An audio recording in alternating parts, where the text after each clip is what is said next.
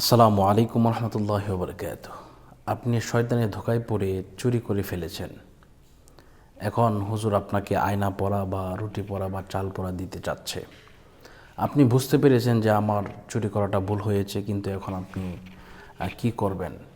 মানে একটা হতাশার মধ্যে পড়ে গেছেন যে আহারে, আমি তো তার যে কাজটা করলাম ভুল করে ফেলেছি, কিন্তু হুজুর তো এখন পড়া দিলে আপনি ধরা পড়ে যাবেন। এখন আপনি আপনি বুঝতে পেরেছেন, আপনার বুঝতে পারাটা আল্লাহ পাক মাফ করবেন, কিন্তু হুজুর তো পড়া নিয়ে আসলে আপনি আর এটা অবশ্যই আপনার ধরা পড়বেন। এজন্য কিভাবে বাঁচবেন আমি সেই ব্যাপারটা আজকে বলে দেব ইনশাল্লাহ। তো প্রথমে আপনাদেরকে বলে দিচ্ছি যে আল্লাহ পাক সকল কিছু ক্ষমা করেন। আর চাল পরা হোক, রুটি পরা হোক, বাটি চালান হোক, এগুলো হচ্ছে আপনার কুফরি কালাম। এই কুফরি কালাম কিন্তু পূর্বেও ছিল, বর্তমানে আছে, ভবিষ্যতেও থাকবে। এজন্য এই কুফরি কালাম থেকে আপনি কীভাবে বাঁচবেন আজকে সেই ব্যাপারে আপনাদেরকে কিছু বলার চেষ্টা করবো ইনশাল্লাহ। তো প্রথমত হচ্ছে আপনাকে তৌবা করতে হবে যে আমি আর এমন কাজ করব না, আমি যা করেছি ভুল করেছি, এই প্রমিসটুকু করতে হবে। এই প্রমিসটুকু করার পরে এরপরে ইনশাল্লাহ আপনি এই তৌবাটা পড়বেন। আস্তাগফিরুল্লাহ রব্বি মিন কুল্লি যামবি ওয়া আতুবু ইলাইহি লা হাওলা ওয়ালা কুওয়াতা ইল্লা বিল্লাহিল আলিয়্যিল আযীম। এই দোয়াটা পড়বেন, এই তৌবাটা পড়বেন। এই তৌবাটা পড়ার পরে ইনশাল্লাহ তদবির করতে হবে।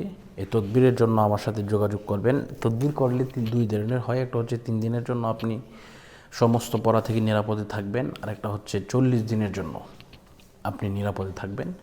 এই 2 ধরনের তদবির ইনশাল্লাহ করে দেওয়া যাবে। তো আপনারা যদি যোগাযোগ করতে চান অবশ্যই আমার এই নাম্বারে যোগাযোগ করবেন 01643063744। তো ইনশাল্লাহ এই নাম্বারে যোগাযোগ করলে আমি তদবির করে দেব 100%। ইনশাল্লাহ আপনারা সমস্ত কিছু থেকে আপনারা অবশ্যই বেঁচে থাকবেন, রেহাই পাবেন। তবে এই প্রমিস করতে হবে যে আপনি যেটা করেছেন ভুল করেছেন, এই প্রমিস করবেন যে এমন কাজ আর করা যাবে না। যেহেতু আল্লাহ পাক আমাদেরকে একটা সুযোগ দিয়ে থাকেন, সেই সুযোগটা অবশ্যই আমাদেরকে কাজে লাগাতে হবে। কারণ একবারের গুনাহ আল্লাহ পাক মাফ করেন, 2 বারের গুনাহ মাফ করেন, 3 বারের গুনাহ মাফ করেন, কিন্তু পরবর্তীতে আপনি যদি গুনাহ করেন, বারে বারে প্রমিস করতেছেন, বারে বারে আপনি গুনাহ করতেছেন, তাহলে তো আপনি মুনাফিক হয়ে যাবেন। এজন্য প্রথম পর্যায়ে আপনি অবশ্যই যদি বাঁচতে চান, আপনি ইনশাল্লাহ অবশ্যই বাঁচবেন। এটা আল্লাহ পাক রব্বুল আলামিনের একটি ইহসান বা দয়া। তো আজকের মতো এই পর্যন্তই। সকলের সুস্বাস্থ্য দীর্ঘায়ু কামনা করছি।